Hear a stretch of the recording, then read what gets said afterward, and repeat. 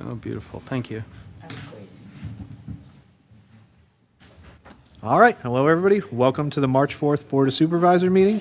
Please stand for the Pledge of Allegiance. Pledge allegiance to the flag of the United States of America and to the republic for which it stands, one nation, under God, indivisible, with liberty and justice for all. All right. First item, call to order. Supervisor Coyle? Present. Supervisor Grenier? Here. Supervisor Ross? Here. Supervisor Reese? Here. And Supervisor Lewis? Present. All right, all members accounted for. For our fourth item, one of my favorite of the night, community announcements. Hand it over to John. Excellent, and thank you. As a reminder, during this part of our agenda, folks can call in or send us an email to make a special announcement at the beginning of the township meetings. You can email the township at admin@lmt.org. The Yardley Farmers Market will be at the Community Center. That's 1550 Oxford Valley Road, Yardley, Pennsylvania, the first and third Saturdays of every month in April 2026 from 9 a.m. to 12 p.m. You don't want to miss the Yardley Farmers Market at the Community Center. If you want cured meats or fine cheeses, there's no better place to find them. The Lower Makefield Township Police Department invites you to apply for our Citizens Police Academy, a free interactive program for LMT residents ages 18 and older that gives community members a hands-on look at modern policing in Lower Makefield Township. For more information, you can visit the Facebook link that's included in the agenda. I noted they had a first meeting, or at least did see a picture of some folks. And I think you'd be excited by that program. The Lower Makefield Township's Environmental Advisory Council will be presenting a lecture entitled Data Centers, Impacts in Your Electric Bill at the Township Building, 1100 Edgewood Road, Yardley, Pennsylvania, at 10 a.m. Saturday, March 14th. Experts on the field will review the impact of data centers on the surrounding areas. Just as a note, Supervisor Reese and I were at the Bucks County Association of Township Officials, where data centers were an important topic of discussion. This presentation will talk about the impact that will affect folks in Lower Makefield, but also a particular focus on the Amazon data center that's located or will be located in Falls Township. Lower Makefield Township will be hosting a Red Cross blood drive on Friday, March 27th from 12 to 5 p.m. in the main meeting room. That's right here. You just come here. And I can tell you now that the cookies and the subsequent beverages are solid. You don't want to miss it. And the 70s music, while you're donating blood, it's a fine mix. We don't get this kind of experience normally. You don't want to miss it. But the most important announcement I'm going to make for you today is, I don't know if you've booked your calendars, but March 6th, March 7th, there's a very special play happening at Penwood Middle School. Yes, it's The Wizard of Oz. You're not going to want to miss this special reinterpretation of a classic. On March 6th at 7 p.m., you can visit Penwood Middle School. March 7th, there's a 2 p.m. and a 7 p.m. showing. So there's no excuse not to miss this fine play. You'll be following the Yellow Brick Road to an unforgettable night of family-friendly fun. Again, it's The Wizard of Oz at the Penwood Middle School, and that completes the... I'm sorry, Supervisor Lewis, are you telling me that we can see The Wizard of Oz here in Lower Makefield Township? Yes, you can. March 6th and 7th? Yes, that's correct. And with some of Wow. the finest actors in Lower Makefield. I heard the stage management is just on point. Stage manager's amazing. Well, you won't know until you see it, and that's why I urge all of you to get out and be there on time. I'm off to see the wizard. If you'd like to buy tickets, visit their website at https://cur8.com/40938/project/136-781. We'll put that link on the website and the socials. It's going to be a wonderful time. Yeah. All right. Spending my birthday. I did say it was my favorite part of the meeting. All right, number 5, public comment on non-agenda items. Does anybody have any public comment? Anything on the phone? All right. All right, so 6, interviews for board and commission. We have 2 interviews this evening. First one is Bob Cummings for the golf committee. Want to just come up, have a seat there, and then on the mic, there's a little button that says push. Just push that button until the light lights up green, and you're ready to go. You guys. Hey, welcome. Thank you for applying. I'll start off. Let's start off with Supervisor Coyle. You have any questions? Oh, wow. Bob, would you like to tell us a little bit about yourself, why you're interested in the golf committee? Yeah. Sure. Been in Yardley long time. Played a lot of golf here. Member at Yardley Country Club. Been on the Capital Health Golf Committee for the last 10 years. Saw there was an opening and had some time. Figured I could contribute. I saw, at the November, there's potential for, maybe some changes to the course, and, thought if I could get involved, I'm happy to do that. And there's a 5-year planning as well. So I think that's a couple of things I'd be interested in spending some time doing.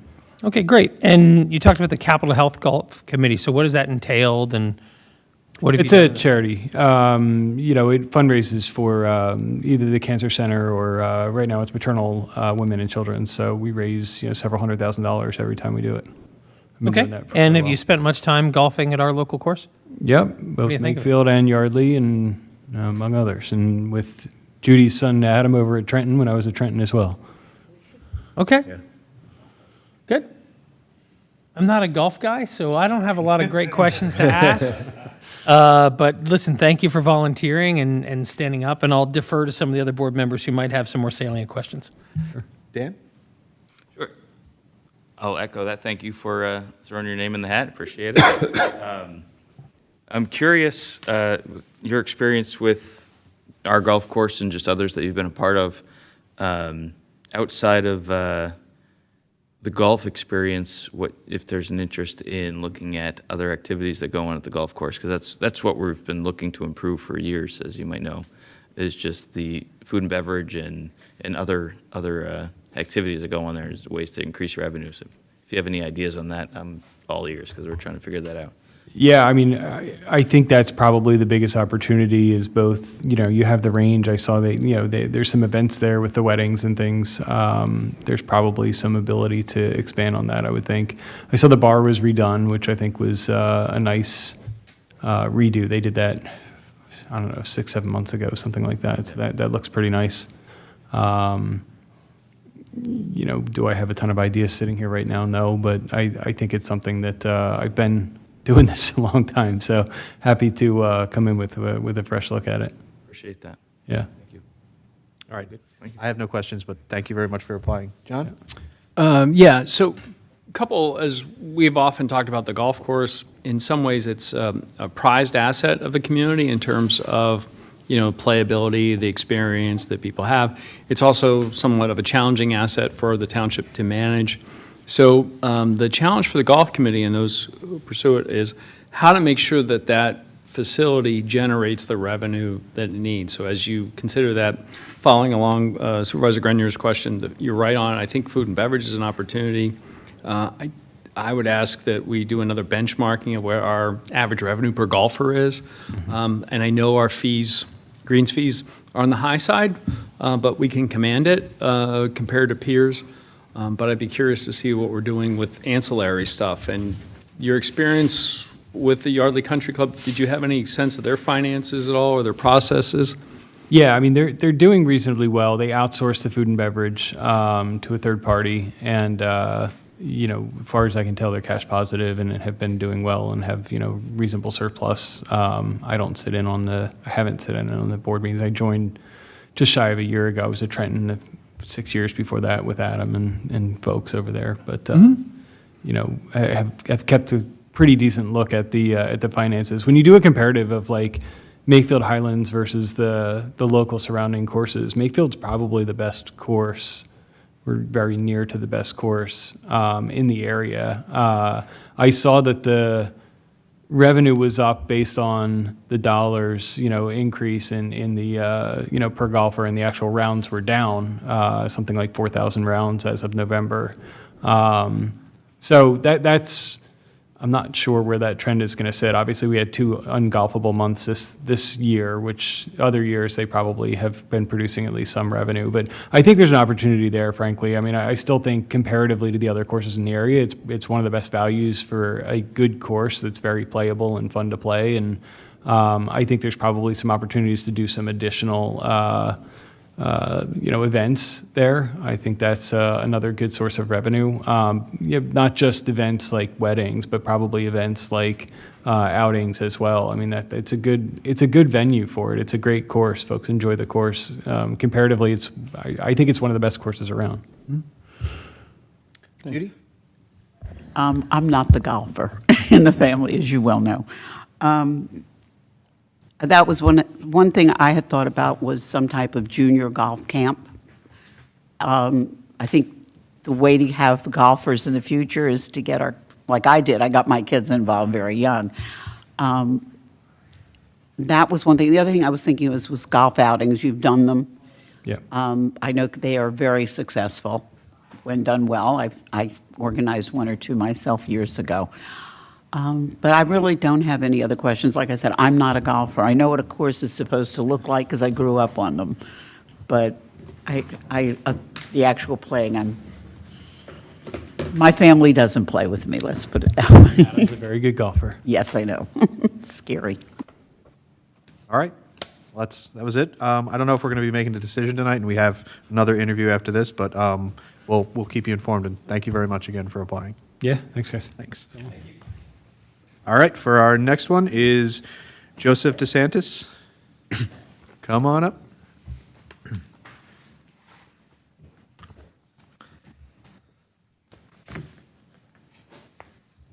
All right, well, Good evening, Mr. Chairman, board members. My name's Joseph DeSanctis. I've been a resident of Bucks County for 36 years, 33 of those years in Newtown, moved to Lower Makefield almost about 3 years ago. I'm a partner in a lobbying government affairs firm. I think on my resume it shows that I had some experience with representing golf course owners in New Jersey for a number of years, and also I'm interested in the Mercer County Airport, in which I know a lot of the current players at the county level in New Jersey, since my business is in New Jersey. great. All right, we'll start it off with Colin again. Perfect. Once again, thank you for volunteering, for standing up and giving us some of your time. I'm interested in the airport side of things. One of the things that I wonder about is how much influence we can possibly have being on the other side of a river, right? In a different state. How would you see, what your experience would bring to the airport review board? Yeah, so again, have no knowledge of the airport, but my contacts, again, our firm's in New Jersey. We've had a large project more recently in Mercer County, in which the county was very engaged and involved in tearing down a coal-fire PSE&G facility, in which we turned into warehousing. The county provided funding for that, a lot of county permits, municipal permits, what have you. So, and also previously Dan Benson, who's the county exec, was an assemblyman for 20 years, and again, we worked in the legislature for, I've been doing this for 35 years in Trent. So I've known Dan on a personal level. Now he's the county executive. His chief of staff, Sharon Schinkel, is also a dear friend. We went to high school together. The county economic development director, Anthony Carabelli. So I think my relationship would lend itself to have a platform at least. Yeah. Not to say that it would be successful, but at least I have access, and I speak with them on projects that are going on in Mercer. Yeah. I don't think they could avoid me much. Certainly better than whistling in the dark. Yeah. Perfect, thank you. So On the golf side, I assume you're a golfer? I'm a golfer, yes, I am. Yeah. And, just what are your general impressions of Makefield Highlands? And did you have any ideas of what you? Yeah, so like us to again, in my resume, I've represented a number of golf courses in New Jersey regarding water allocation permits when the state considered a drought, worked with the Department of Environmental Protection, worked with different golf courses to get alcohol licenses. Lower Makefield's an excellent course, or Makefield Highlands, excuse me, excellent course. I played there a number of times.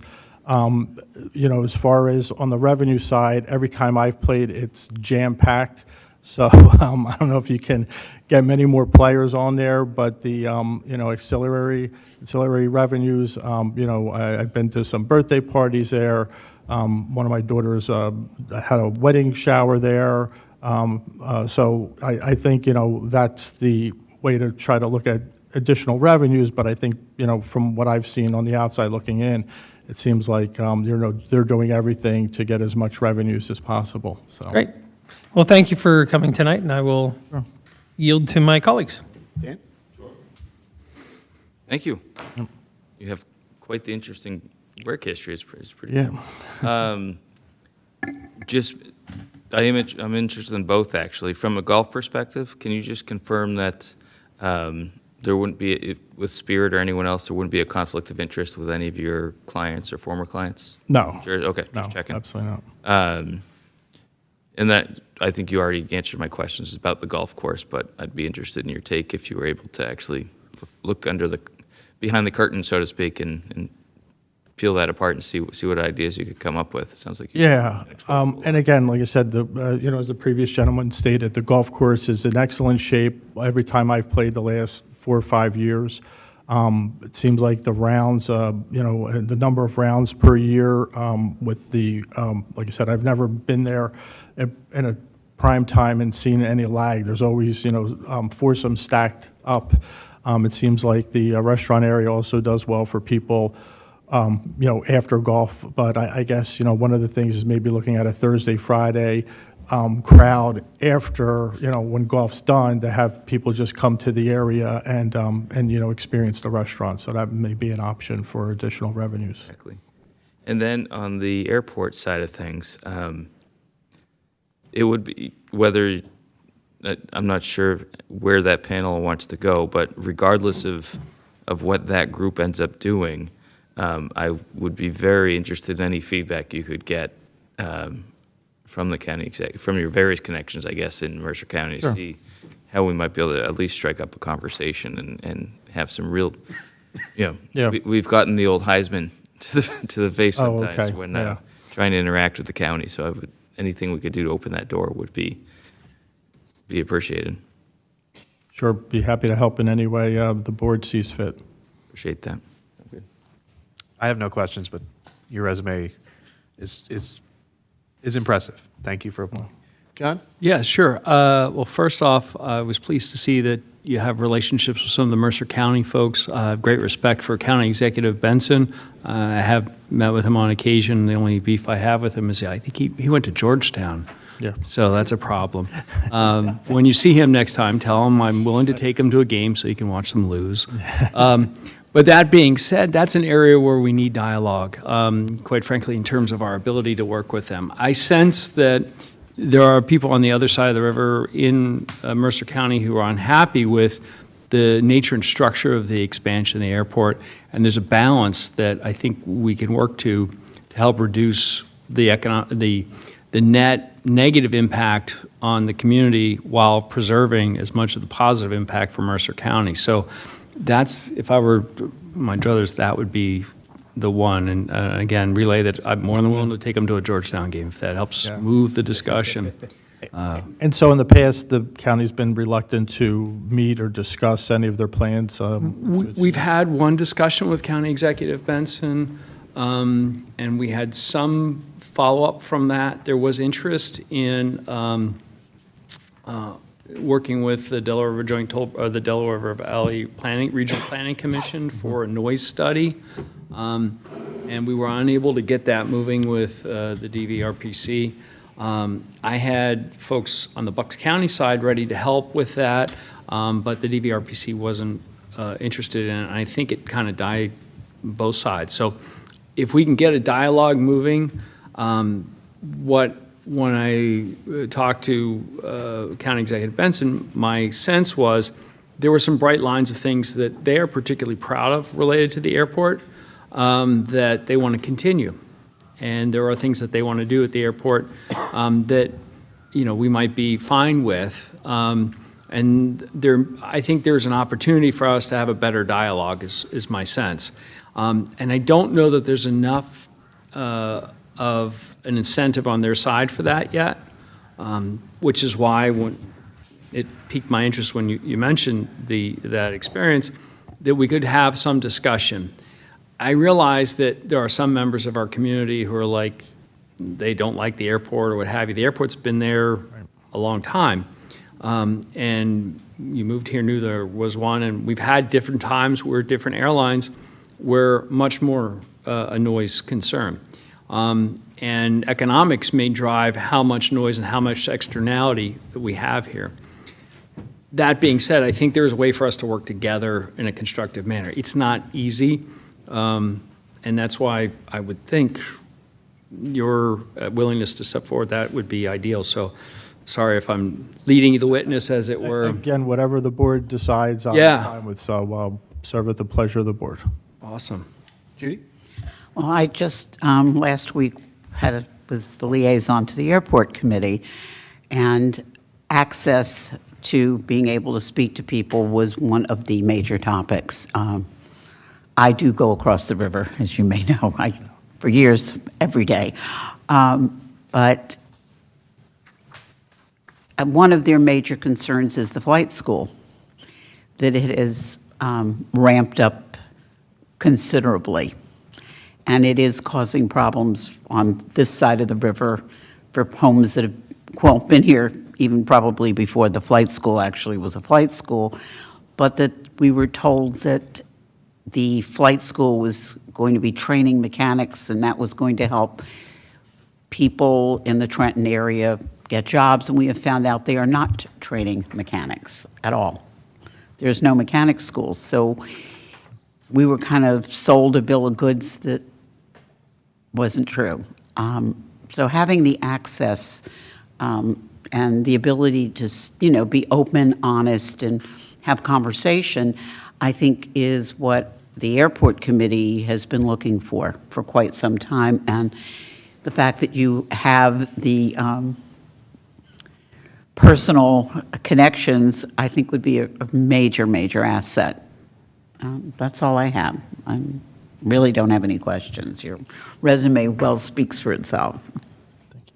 Well, thank you very much for applying and coming in tonight. Great, thank you for your time, everyone. Thank you.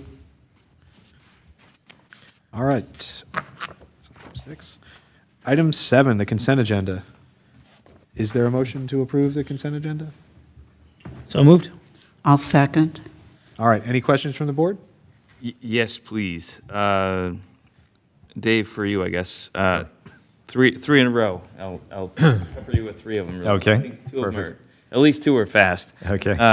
7 D, E, and F. D is the mortgage with the emergency unit. Yeah, so you had previously authorized that, as is noted on the agenda, by motion. However, there is a resolution that's necessary in order to execute the documents at closing. Excellent. E, sharing, there's appoint our CFO to be able to share confidential tax information with the district for official purposes. Yeah, Mega, if you could you come up for 1 second, just in terms of your discussion with Berkheimer and why they need the resolution in order to share and what we're trying to accomplish?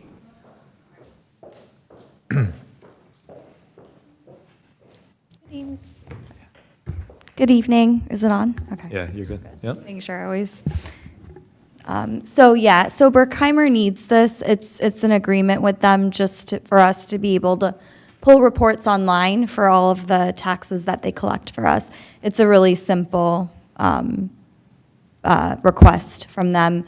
They need it because they want to make sure that we're authorized to be able to pull those reports, and it's all sensitive information that with residents' information, so they want to make sure that they have something signed.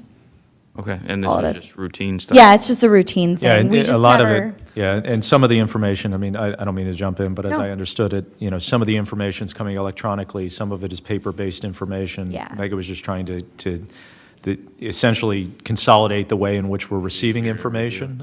So that's information we already have access to. We just have it in Correct. different forms. Correct. And so in order to have it in, I think, a consistent electronic reporting form, You they're requiring a resolution to tie that up. Is that? Yes, that's exactly correct. Right now, some of it's coming in paper via the mail, and we're not getting it to until a couple days after the ACH comes through.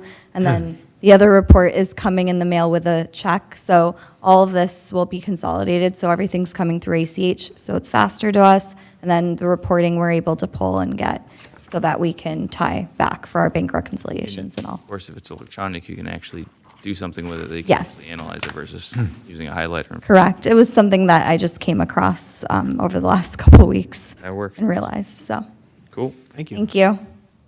Thanks, Mega. And then F, I know there's been some online chatter, so I figured it's a good opportunity for you to explain what we're doing here. Sure. So the township, back in 2021, entered into a lease agreement for the agricultural lands at Patterson Farm. And the period or term of that lease was a 5-year term expiring December 31st, 2025. There is no provisions in the existing agreement that permit an extension, so there was no contemplated extension. So for all intents and purposes, the existing lease is expired as of December 31st, 2025. As the 5 or 26? 25. Okay. So we're actually out. We're out That's why I asked. right now. And so, as the agenda notes, we're simply releasing a request for bids for the farming lease at Patterson Farm. Again, roughly that's 170 acres of the entirety of the parcel. And so this is just sort of customary business, if you will, in terms of refreshing that lease, making sure that there continues to be active and productive agriculture on Patterson Farm.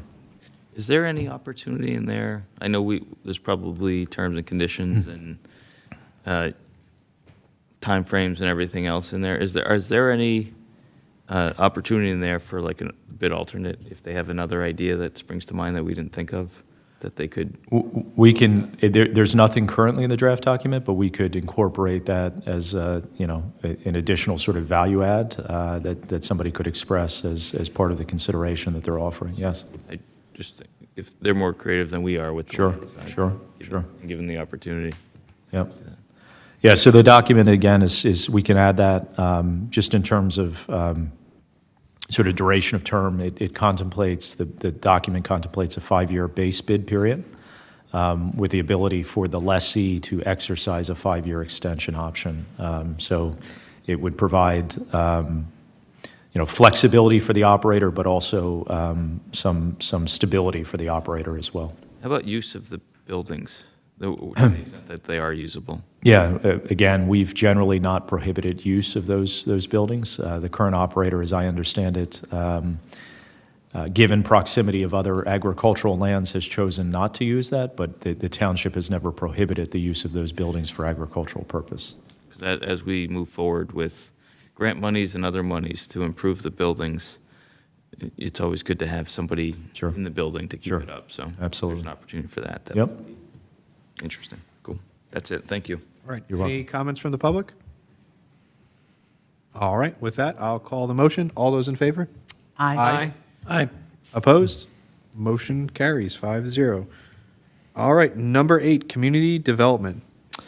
Yeah, so I'll take this. Jim Majewski may be online, but this is generally sort of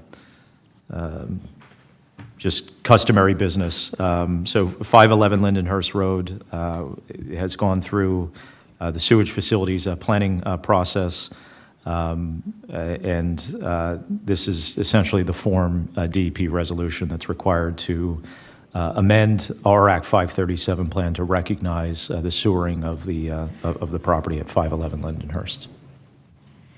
All right. Do I hear a motion? So moved? I'll second. All right. Go ahead. Any questions from the board?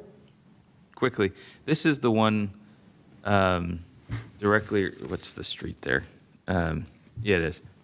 Almost directly across from Woodside. Did they subdivide that one?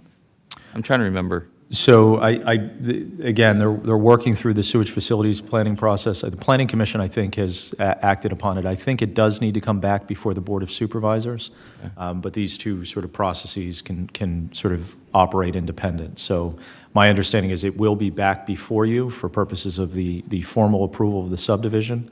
There was some issue in terms of how Aqua was going to sewer the property and so forth that they've been able to work through. There was some contemplation of actually doing on-lot, but they were able to work through the public sewage facilities planning process to provide public sewer to the property if in the event that the property, the subdivision of the property is ultimately approved by the Board of Supervisors. Okay. All right, any questions from the public? All right, with that, I'll call the motion. All those in favor? Aye. Opposed? Carries 5-0. Thank you. All right, item 9, engineers report. Does anyone have any questions on the engineers report? No. All right. Anything? All right, Corey, come up. There's a bunch of questions. No, All right, we'll move on. Item 10, managers report. So thank you, Mr. Chair, members of the board. Two items under my section of the agenda this evening.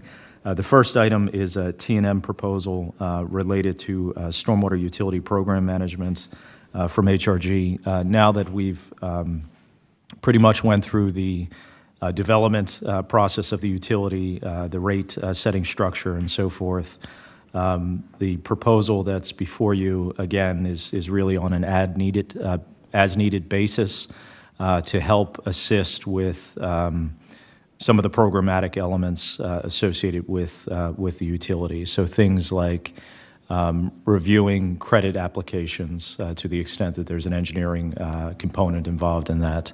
Things related to impervious surface area appeals that ratepayers may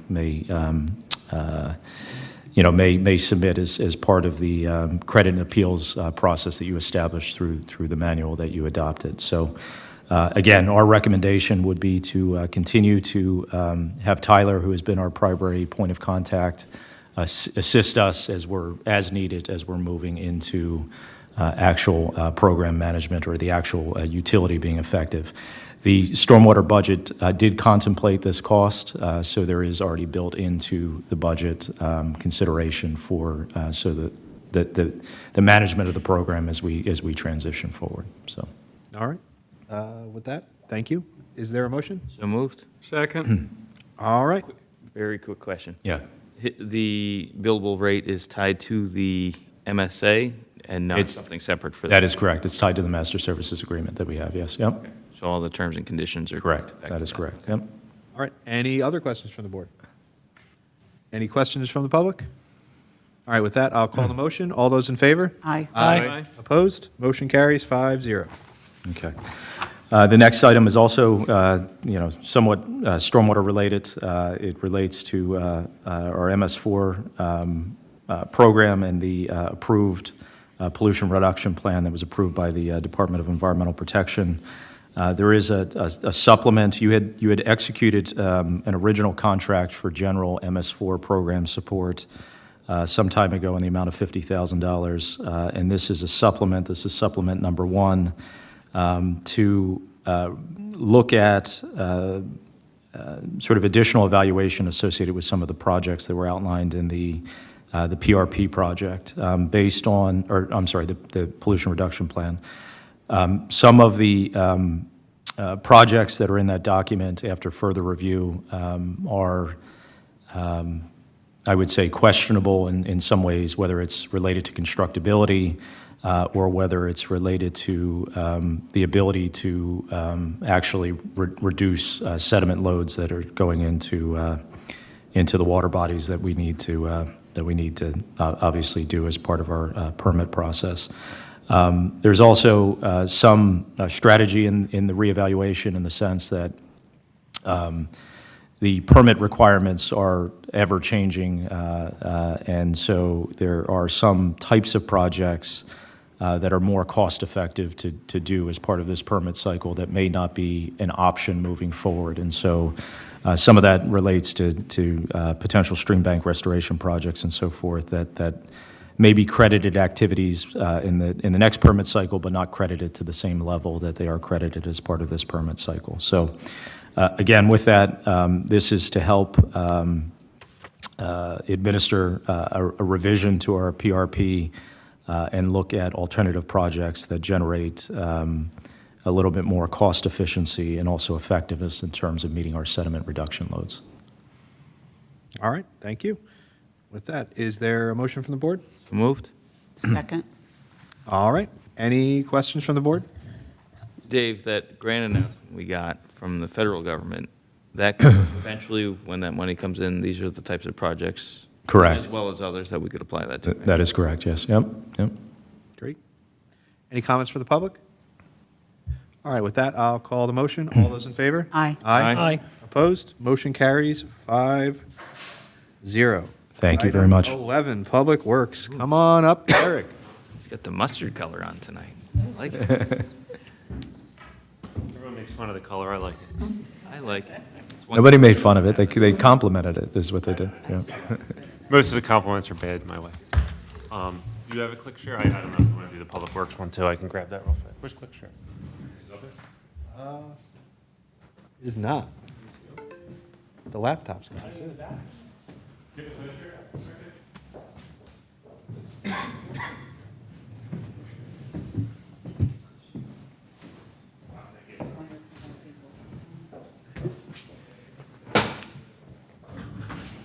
Sorry about that. Good evening. Before you, item 11A is to consider restoration of the trash cans in Lower Makefield Township parks. As the board is aware, I believe a few years ago, the department, Parks and Recreation Department, along with the EAC, tried to remove trash cans from the parks in terms of a cost-saving measures. I'm recommending that we restore, maybe not all of them, but a good majority of them. Throughout the last few years, we had a lot of littering and trash pickup that had to occur in the parks that, in the end is not a cost savings for staff, it's actually a cost drain. Half the Mondays after a large field event at Makefield for 4 hours, they're picking up trash. So I'm requesting that we can restore a good amount of trash cans in the parks. Yeah, Derek, I noticed there was some public sort of conversation occurring on this issue, and there seemed to be some impression that there were no costs being incurred related to waste disposal in the park facilities. And Correct. so I don't know if you could just clarify that, in fact, there were dumpsters, and you've actually worked through a process of reevaluating the frequency of pickup and so forth. So I don't know if you want to provide the board and the public some sort of context on that, because there seemed to be this misunderstanding that because there were no trash cans, there were no cost being incurred as it relates to waste removal. Correct, yeah. In fact, you could say that the quote-unquote potential savings was staff emptying trash cans, but in fact, we still had dumpsters at all the parks. We still had, exuberant amount of dumpster services because the teams still had to collect trash and they were still using the dumpsters. So instead of staff emptying trash cans every week or every other week, they're actually bending over picking up trash, which is harder and more cost prohibitive to do it that way. So if we can get cans out there, get the people to put the trash in the cans, it's faster for us to collect cans and throw them out in dumpsters. We did meet with our waste hauler recently, and their contract is due in terms of fees, and they think they could provide substantial cost savings because, again, as Dave alluded, the dumpsters were out in our facilities all winter long for no reason. So we're paying for biweekly service of dumpsters when the parks aren't being used. So there's other ways to save costs, and I'm looking into them now. It's, trash cans may not be the way to save when we're still having dumpsters out there, so. Yeah, it just seemed as though some of the public discussion was implying that there was, this was going to be a huge cost increase without recognizing that there is already significant cost related to waste collection that was occurring in the park facilities.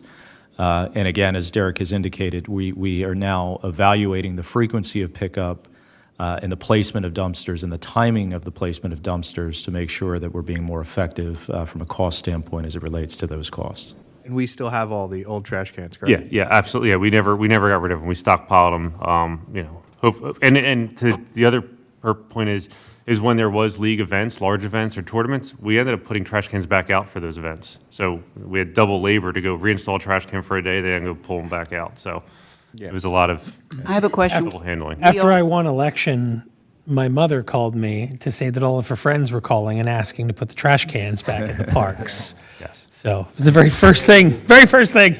Sorry, Judy. I assume we also have recycles because there are so many water bottles and, I'll be. is that possible to do that? It is, and I'm blatantly, no, it's not. And the reason why, and when I went with waste management, we have a recycling dumpster, for example, here at the admin complex, and a community center may have one. The amount of times we're hit with contamination fees because waste management needs to ensure that the recycling is 100% clean, or else we're paying $90 a yard. It's a 6-yard container. So when they see one trash bag in there, we're hit with almost a $500 fee of contamination. There's no way we could just have cans and plastic As bottles? soon as they see contamination in it, they're going to hit us with massive fees. It's unfortunate that the public is not aware of what needs to go in those cans. I did reach out to other most parks are not able to recycle to that level. You know, go to Phillies, they have guys going through the trash cans after the games to make sure everything's not contaminated. We just don't have that kind of staff. I understand. I was just hoping we Yeah, could no, have I wish there was. just yeah, cans and like it's water funny bottles, that- cans and That was a bottles. conversation I had with Waste I Management know. last week. Like, unless you can ensure that everything is 100% clean, you're going to get hit with fees. All right, thank you. Yeah, no worries. Good try. Right, when we implement, we've got, we're gonna if you put the cans back, right? Who's gonna, just walk me through it. Who empties the cans and where does that trash bag go? Does it go to the dumpster and then waste management comes, or is waste management gonna go to the? No, same way the staff has always done it. So there's cans out in the park every couple days or whatever, can's full, they grab a can. And we actually don't use trash bags to save costs. They actually just take the 55-gallon drum, load it in the truck, throw it in the dumpster. Waste management comes, remove the dumpster. So we're physically can to dumpster, waste management is dumpster to the landfill. Great. And that's how it has been. I think it's very necessary. People are not taking what they bring in, they're not just necessarily taking back out. Like I said, I believe we can be cognizant of the quantity of cans because you put more out than you're picking up 1 million cans versus 10 critical ones. So I think we could be cognizant of location. But again, the amount of litter that occurred and hours spent picking up trash was unbelievable in the last few years. I understand. I've seen it out Yeah. at Memorial Park, especially where the playground is. People, their kids have candy or something to drink, and people don't, like I said, Yeah, they I mean, may we have- bring we it have- in, but we they have don't snack take stand- it back Active with snack them. stands selling stuff, and we don't have cans for them to Right, put stuff out. exactly. All right, with that, I will ask, is there a motion? Mr. Chair. Nope. All right, so with that, I'll call the motion.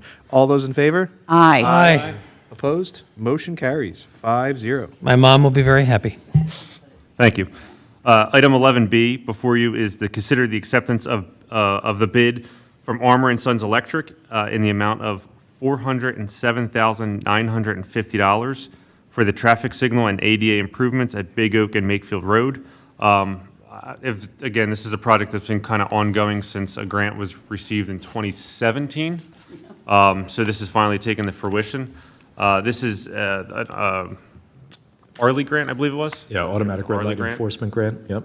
And again, this was a budget expense. The 26 budget contemplated engineering construction at $500,000. This construction is coming in slightly under Bowman's engineering estimate. Total all-in right now with engineering, we're sitting at about $454,350, so we're looking pretty good. All right.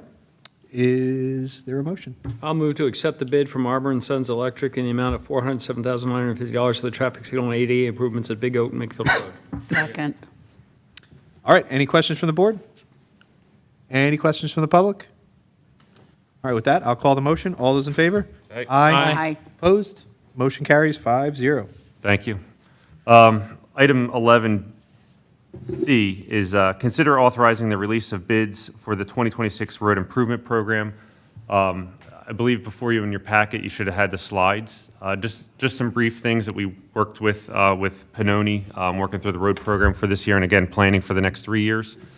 As you can see in front of you and on the screen, this is generated from the Violytics software, the AI-driven software that we're using for road condition assessment. It gives again, accuracy could be in the 95% range, but it gives a really good overlay of where our township roads are sitting right now in terms of, good, satisfactory, fair, poor, very poor, and that's all graded upon the pavement condition index, or PCI scoring system. So we can see we have quite a bit of roads in the yellow to, thankfully, we don't have any black, but we have a small percentage in maroon. So our goal is to start chipping away at this and getting ourselves into the satisfactory. The 70s, the 80s is a great goal to hit. So this is kind of what Pannoni and I were working with over the last few weeks. These highlighted roads are roads that are with a PCI grade of 50 or below. As you can see, we're totaling about 18 miles, 18 and a half miles of road that is a 50 or below. Just for perspective, if we tried to do all of them with ADA improvements and additional improvements with inlet tops, things like that, manhole rings, it's about just over $7 million worth of work.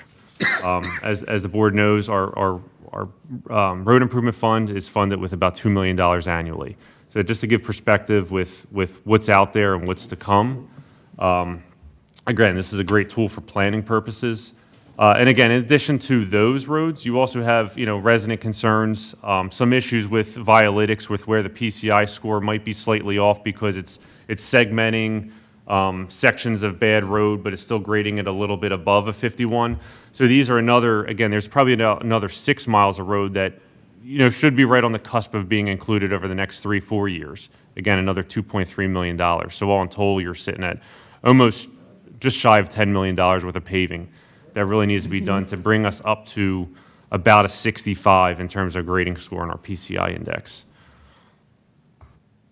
So that brings us to our 2026 proposed road program. So again, we working with the utility providers out there, working with PECO, gas, sewer, again, to the best of their recollection, none of these areas are slated for any type of improvements or necessary underground system improvements. So our goal is to go out with the base bid of these selected roads and with a few alternates to, again, see if we can maximize that $2 million. The current engineer estimate has us right about $1.84 million. Again, depending on how bids come in, we could be great, we could be under. The goal is if we can stay around this under number, we probably would look to do another bid this year, which would be more of a maintenance bid and try to do about $150,000 of almost what you guys saw on River Road, which is microsurfacing, which PennDOT is really leaning towards in terms of take a road that's in that 60s PCI index, microsurface it, that'll get us up to 100 for the next 10 years. So again, if budget allows, once we do the actual roads that need to be milled and overlaid this year, we may look at coming back to do another bid for a microsurface project. All right. Any questions? Yeah, sorry, any questions with any information provided? My only recommendation is we check with Morrisville Water Authority before we do a road. Unfortunately, I think you're aware of a situation that's occurred. Yeah, MMA, along with PA American, with all the utility providers, they like to do what they want to do, and they will always do what they want to do. What we hold them to a standard, and as you're aware, they're repaving the entire road that was just paved last year, and that's on their dime. So I know. It's unfortunate that they can't always necessarily coordinate properly or have plans for their capital program. Sometimes it's more or less they have money available and they want to do something or need to do something. That's what we figure. And the residents are thank you. Yes, because that yeah. road No, they understood that they were on the hook to repave that entire road as we just paved it, correct. They had a DEP issue and they had to do a pipe replacement project. Derek, do we have I'm looking, there's a lot of maroons and reds that we're not able to do this year. Do we have sort of a 3-year plan? Yeah, I can, it's in Excel form, it's not as pretty, but absolutely I can share with the board. Basically, the 3-year plan would be anything that's in this slide here that's kind of highlighted in the red, purple, or red, whatever you want to call it, purple, blue. They're probably the next 3 years is what would be taking place on these roads here. That gives us about, again, $2 million this year, 2, 4, 6, and you're still shy. It's $7 million. So some of these roads would have to be cut over the next 3 years. Yeah, because when I look, I'll be selfish for a second, because we all know all the work that's going on in Hillwood Terrace. Yeah. Highland. I get No, and Between all to the be honest, utility you're, and everything else. and again, not saying Highland, Hillwood Terrace Highland is, yes, you have some roads that are maroon. Working with Pannoni, we actually did shy away from that this year and punt it, just because with that $5.3 million that we wrote, there may be maybe there's a stormwater project with piping or curbs that could occur up there, knowing the drainage issues. So the last thing I want to do is go pave that neighborhood, and then next year we say, well, we need to go do a drainage improvement project up there. So until we have the stormwater running up properly, this kind of needs to coincide. I don't want to go pave a road that next year we're going to be doing pipes underneath and ripping it back up. So. On that note, sort of a sidebar, with all the weather, the temporary pavement they put in Yep. is settling. All the roads took a very bad beating, and that's why with Tyler, again, there's a road today that I'll say needs to get repaved, and the next one could pop next week because of this weather. So again, it's the best information that we had at the time. So yes. All right, with that, is there a motion? We can talk about it. I'm sorry, I had another question as well. John, did you have a question? Yeah, but if, Make the motion. yeah, I'll make the motion and we can ask the questions. I'll make the motion to approve the 2026 road program. I'll second. All right, any questions from the board? Kyle? John, I think you piped in first. You want to? You can go first. Okay, so just following on a question that Dan had. Thank you, John. So if the 3-year plan is essentially the Maroons, the road program funds that you described as around $2 million a year, that's the entirety of what we will spend on maintaining roads, right? The $2 million. Or is that a rehab fund and any micro resurfacing and the ongoing to maintain the yellows or light greens is still happening? The $2 million is the set aside special purpose millage that the board enacted Right. for road improvements. So if there is, and again, if we spend 1.9 this year, theoretically that fund balance incurs next Sure. year. We collect another 2.1 next year. So again, it's for anything necessary for the road improvements. So if it's a large scale, I'm going to say a large scale maintenance project, a micro surfacing, I would feel that is acceptable expenses under the road improvement fund. Okay, so the 3-year general idea is solely focused on getting to good on the oldest, worst roads. Okay, Yeah, I mean, that's unfortunately, yeah. So like I said, 7 and 2, we're sitting at about $9 million worth of roads that should be done, they're only going to get worse. okay, I go drive these roads today. This was done probably in the fall, we last drove them. We drive them today, there's roads we probably lost 15 points on the PCI index with over this winter. yeah. There's I know you said that these it's not 100% accurate. There's a little weirdness. I live in Mirror Lake, and my neighborhood was just redone within a couple of years ago, and it's not a dark green; it's a light green. Correct, yeah. And it all has to do with the way the surface is, too. And again, it has, I can't really point to this one. And there's some anomalies. Like this one got repaved last year, and we know, and we're working with Violytics, and it's like an AI thing. It's still learning. So this one Yeah. should be dark green. Just got paved, it's still orange. So there is some anomalies, and that's where we take it as a tool. It's a tool. Cool, It's cool, not cool. the end. It's not the end goal. So we sit down, we sit with Tyler from Pannoni, and we're like, let's go. We do a quick road survey versus trying to figure out all 146 miles. Yep. At least this pinpoints us to areas, and we're like, yeah, this makes sense, or this doesn't make sense. So before someone shows up ready to scrape up old asphalt and lay down new, someone on staff is going and Oh, yeah. Yeah, This yeah. isn't the end. This is not the end all Perfect. be all. It's a tool, right? It's Thank you, Derek. a tool in our arsenal. Yeah, and I think Derek raises a good point in terms of even the stormwater utility. I mean, the roadway surface is part of the conveyance system. So as we're generating not only the special purpose tax revenue, there is an opportunity as part of stormwater construction projects that may be undertaken to also improve the roadway surface. So that's an additional funding source, as we proceed forward with that is addressing sort of stacking benefits, if you will, in terms of that revenue source. And then just the other thing of note, and again, not advocating, but just so that the board is aware, the existing special purpose tax is currently levied at 4 mills for road construction. The statute permits up to 5, so there is some additional capacity there, at least from a statutory standpoint. So. And to one thing, Dave, to Dave's point, if you look at this slide real fast, so like those additional improvements column at 66,000 and another 25, that is what always has historically done. That's redoing storm inlet boxes, so theoretically, that is part of the conveyance system. The road program has always done somewhat storm improvement, again, not great, but things that need to happen in order to pave the road around it. So we were always spending $100,000 to $200,000 a year in, inlet tops, parging the inside of the inlet boxes. Yeah, and I know you're not here today, like proposing a solid 3-year plan of these specific roads. So I am generally concerned that on a general notion of a 3-year plan, just to redo the oldest, worst roads that need it, we're not putting any money into cheaper maintenance of extending the service life of roads that over time would save us money. So 100%. I mean, we're doing roads that, again, PCI indexes are 30s and 20s, Yeah. And if we're spending $2 million on that over the next 4 or 5 years, I'm not doing large-scale maintenance on the roads that are 60s. I have a bunch more 20s and 30s by the end of that 3 years. Okay. Thank you very much. John? Yeah, so first, obviously, I'm a big fan of the Violetic stuff. I actually log in, use it, so I think it's great. I know it's not perfect, especially now with the recent snow. We're going to have to get people out with the read scans. As soon as the weather dries up and the roads are dry, that's our next goal, is start getting out, riding them again, absolutely. Yeah, to follow along Colin's point on that is, we get some discussion about what we should be doing maintenance-wise that's not, full deck, reclamation, restoration. A lot of discussion about crack sealing and stuff like that.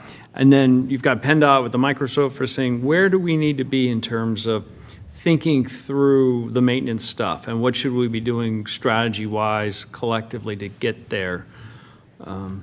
So one thing that last year we bought and the board, they approved a mastic machine. So a mastic machine is probably the next step. Most of our cracks are, again, the roads that are 1 to 5 years old have cracks to be crack filled with a traditional crack. It's half inch or less. Yep. A lot of our roads are 1 inch and greater with cracks. So that's what the mastic machine was purchased for.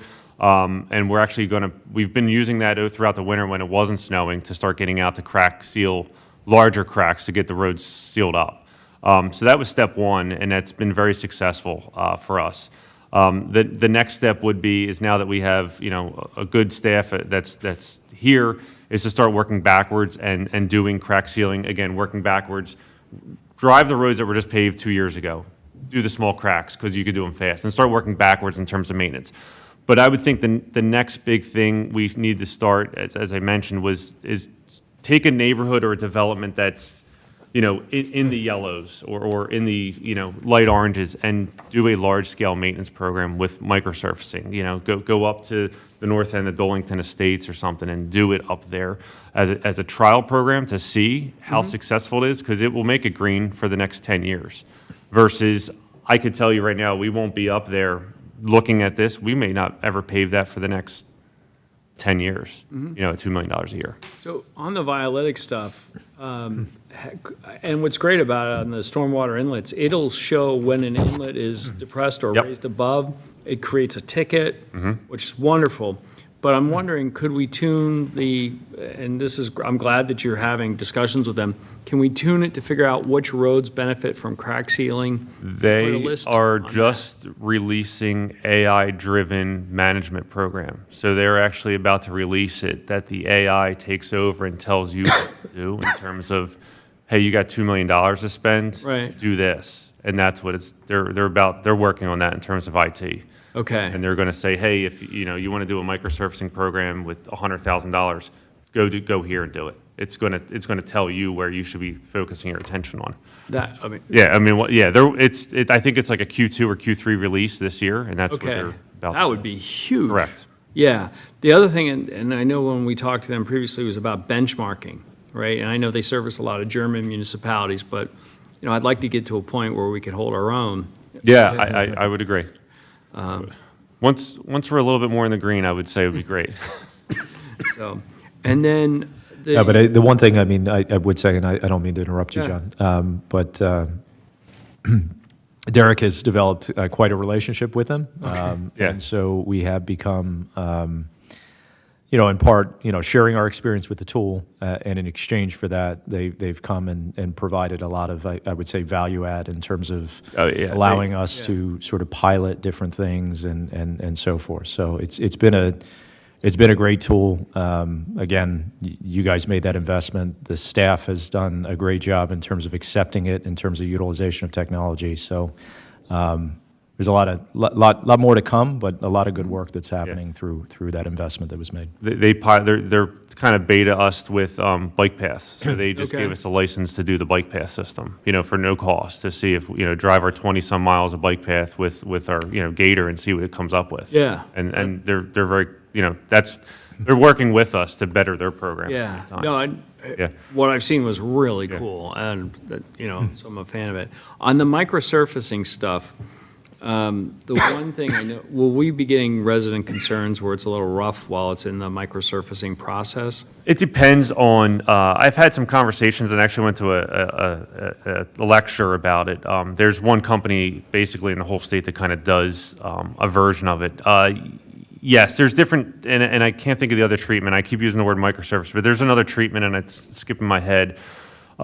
It's not, I will say it's not like what we saw on Dolington Road. Okay. When they did that, that was a tar and chip. Yep. And Yeah. a cape seal on top. It's not like that at all. It's more or less, it's paved. It's just a smaller aggregate that's paved down on the surface. Okay. River Road, there's two stages of it. You go through, you do any kind of repairs of the base material. That's when we saw it rough. And then once they came through and actually applied the surface treatment, it felt like pavement at that point.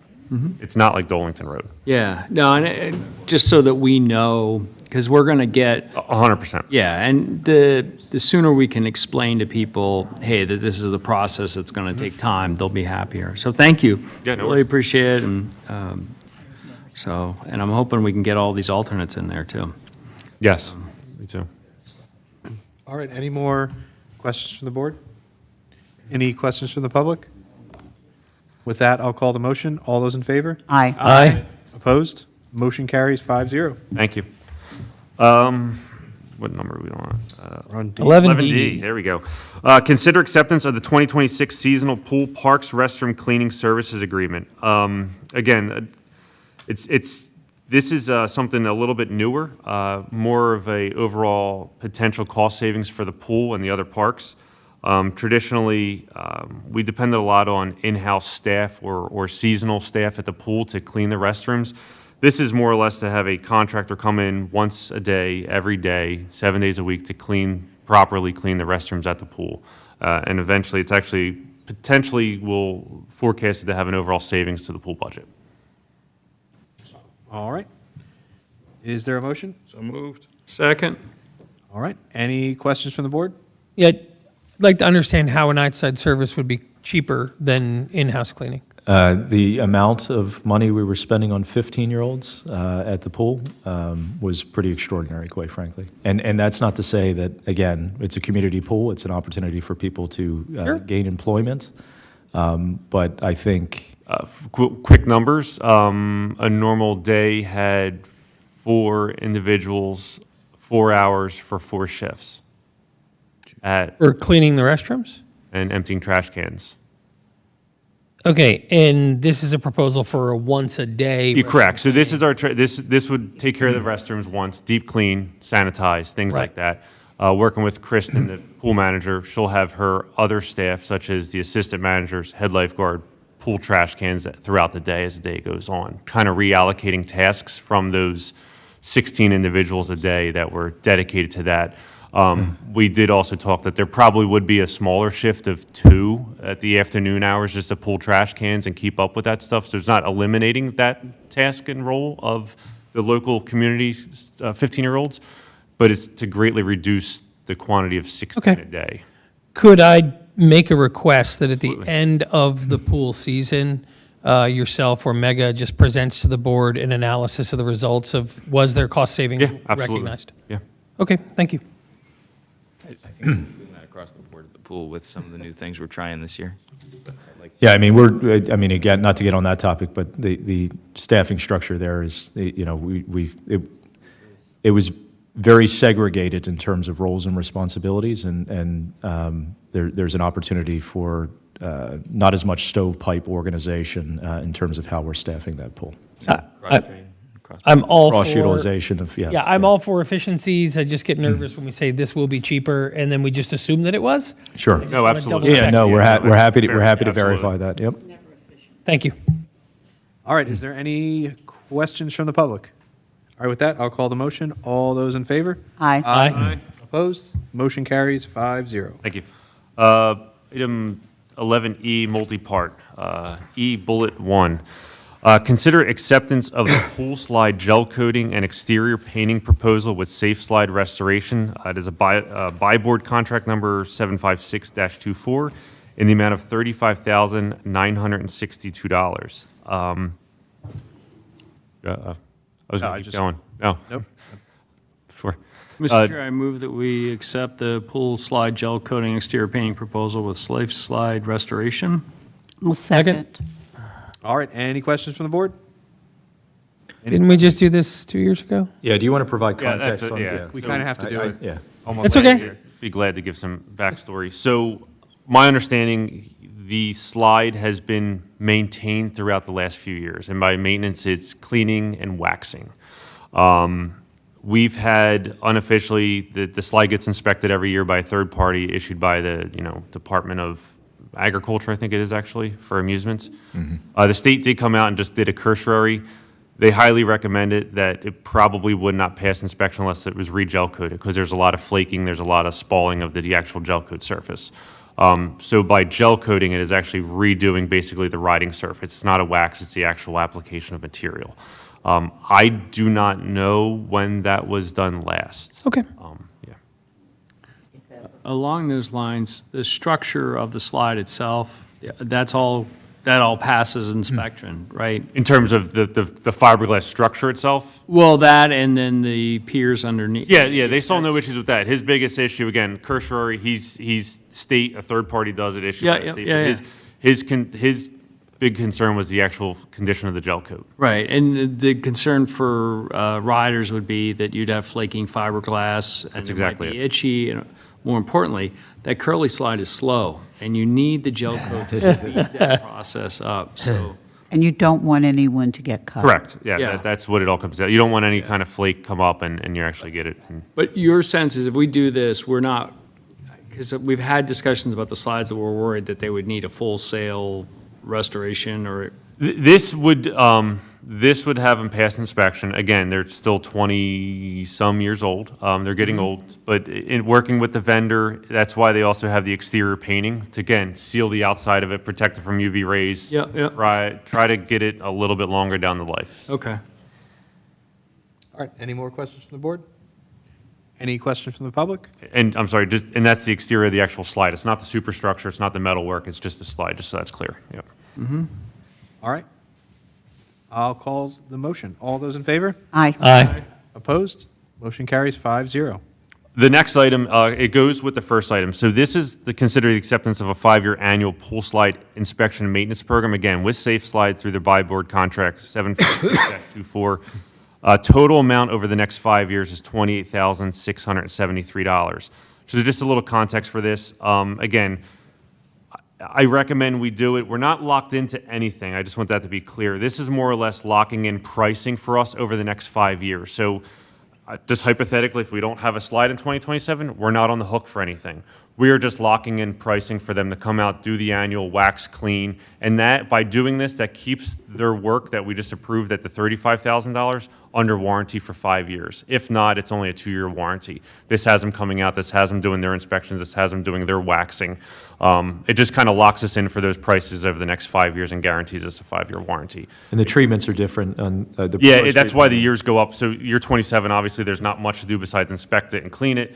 Year 28 has, again, inspection or clean it. And at the end of the season, they're going to do a deep inspection of it to see if they need to do anything under the warranty program. So that's kind of why it goes up and down.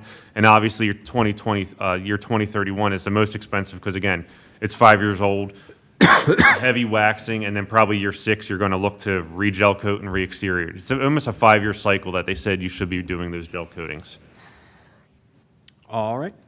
Mr. Chair, I will move to accept the 5-year annual pool slide inspection and maintenance program with Safe Slide Restoration by board contract number 756-24 in the amount of $28,673.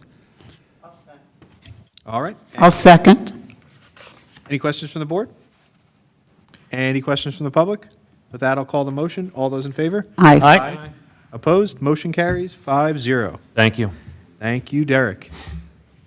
All right, item 12, Solicitor's Report. Thank you, Mr. Chair. The minutes should reflect that the supervisors present this evening met in executive session immediately prior to this Board of Supervisors meeting to discuss matters pertaining to litigation, employment, and real estate.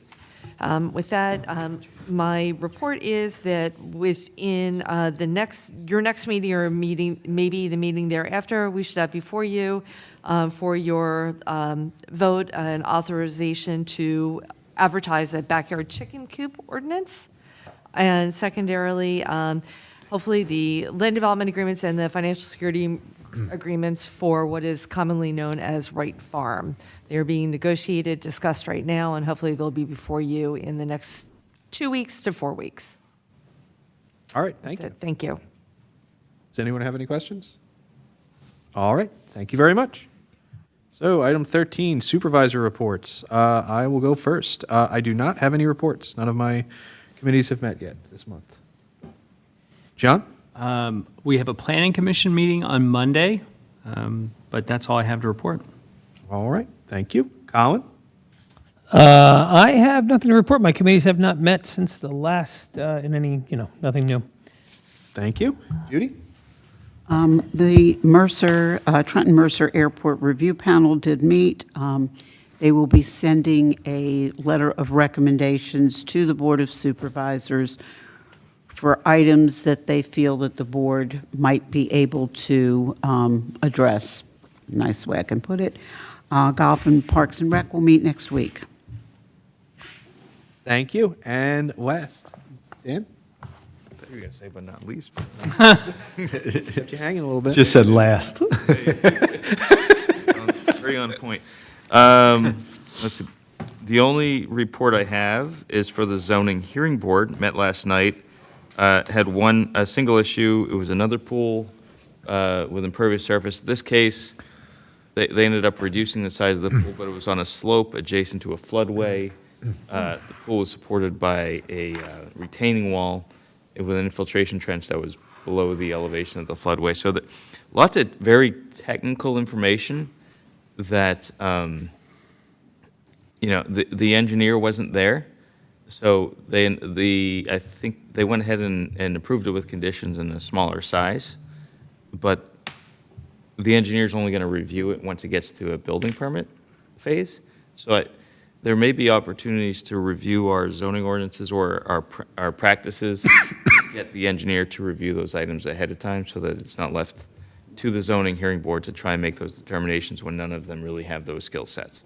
Nothing against them, it's just not their training, right? Sure. So just something to consider for our board moving forward, how we want to handle these, especially pools. We hear about that all the time, to see if there may be a way to address it through other means, the township ordinances, to pull it out of the zoning hearing board a little bit more, so it's a little more defined and technical versus, I don't want to say opinion-driven, but better guidance, more protections. Anyway, the next two meetings of the zoning hearing board could be eventful.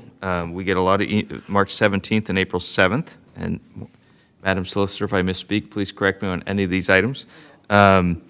March 17th, there are 3 items presently scheduled on the agenda. 136 Old Oxford Valley Road. I believe that's a single interview that will be allowed. That's for those 14 or 15 homes behind Regency. Is that correct? That is correct, that the court remanded it back to the zoning hearing board to allow the representative for Regency to ask the applicant specific questions. No one else is permitted to question the applicant at that point in time. Gotcha. The other 2 items on there, we've received a lot of, there's been a lot of public discussion. There's been a lot of, I think we've gotten a lot of emails about things. The first one is 71 Manor Lane South.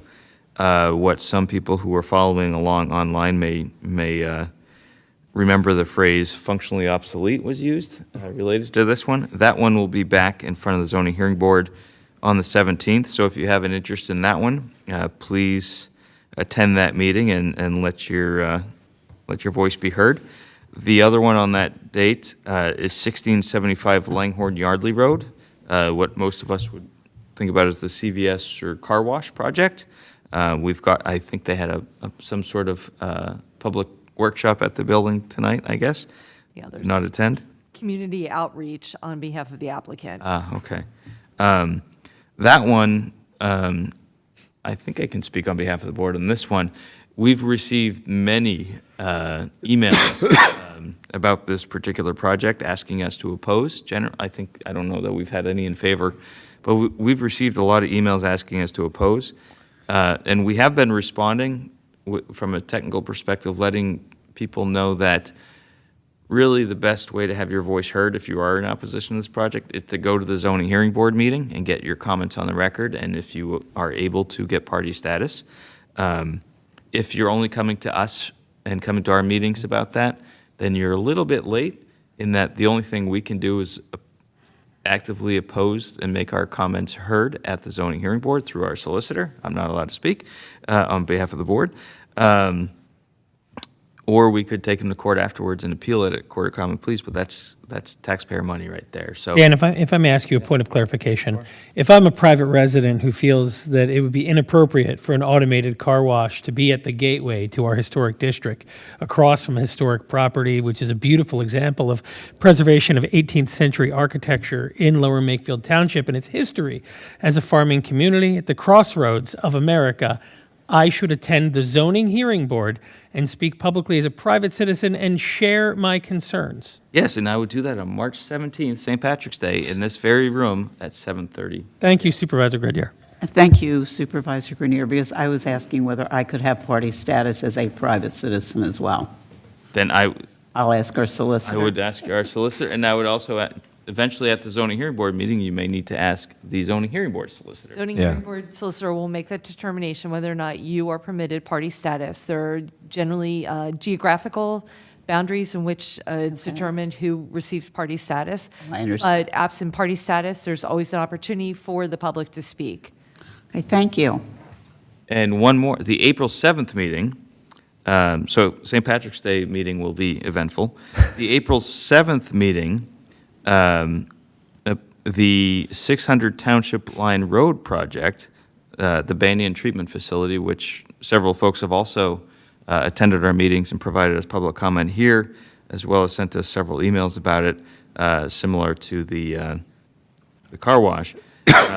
They will also be back at the zoning hearing board to make statements.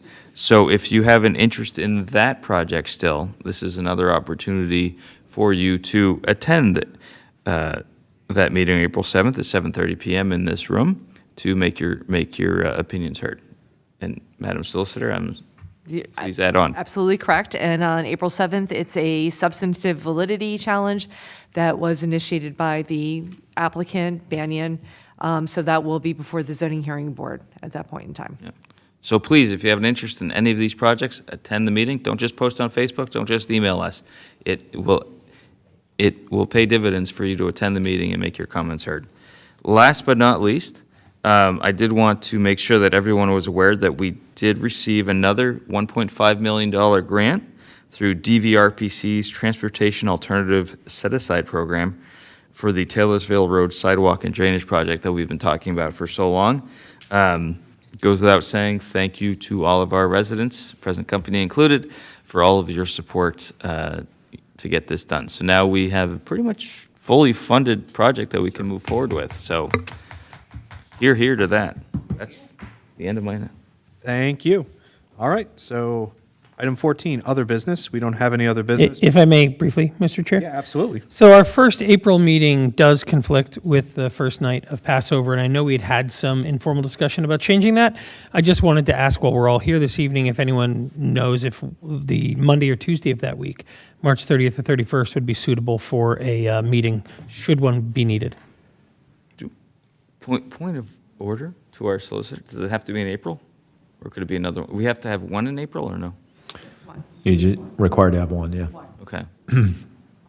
All right, so is everybody, we were waiting to see what the agenda was going to look like. Sure. In the next couple weeks and see it. But how about we make a decision at the next meeting because we'll have a better idea. Sounds great. If it is everybody okay with moving it to the Tuesday before for the? I would be very appreciative of that Okay. because I could not make that If meeting. the agenda is looking light, then I'm I have no issue with having a slightly longer meeting. I just don't want a ridiculously long meeting. No, I get it. My preference would be even to avoid Tuesday because we'll be having guests Wednesday night and the time to prepare. Okay. So Monday would be better, but we'll discuss at the next Yeah, meeting. I just wanted to make sure it didn't get lost in the shuffle. It did not, and we will have an agenda item for the next meeting. Wonderful. To make an official decision on that. All right, I have, Other than the following week, right? correct. Okay, just check. And I guess since we have all decided to put the trash cans in the park, if maybe our township manager could reach out to Stan the Can, see if he is interested in coming out of retirement. Maybe we can coax him out. We're happy to bring Stan back and recapture his institutional knowledge, yes. All right, thank you. All right, item 15, appointments, reappointments to boards and commissions. Does anyone have any appointments or reappointments? We have the emergency manager. Sure. As the liaison to the Emergency Management Committee, which we should be having a meeting soon, I'm looking at you, Mr. Tim. I would like to, I'll put them all together in one. Yes, please. If I mispronounce anyone's name, I apologize. I would like to make a motion to reappoint the following 4 individuals to the Emergency Management Committee: Marilyn Hurritt, Kevin Trieber, Jeffrey Gust, and Robert Miles. Second? All right, is there any questions from the board? Are there any questions for the public? All right, with that, I'll call the motion. All those in favor? Aye. Opposed? Motion carries 5-0. All right, any other appointments? Okay, item 16, additional public comment on non-agenda items. Is there any public comment? Anyone on the phone? All right, and with that, I'm trying to get you 9 o'clock. and with that, I will call for the meeting to end. Everybody have a great night. Thank you. Woo!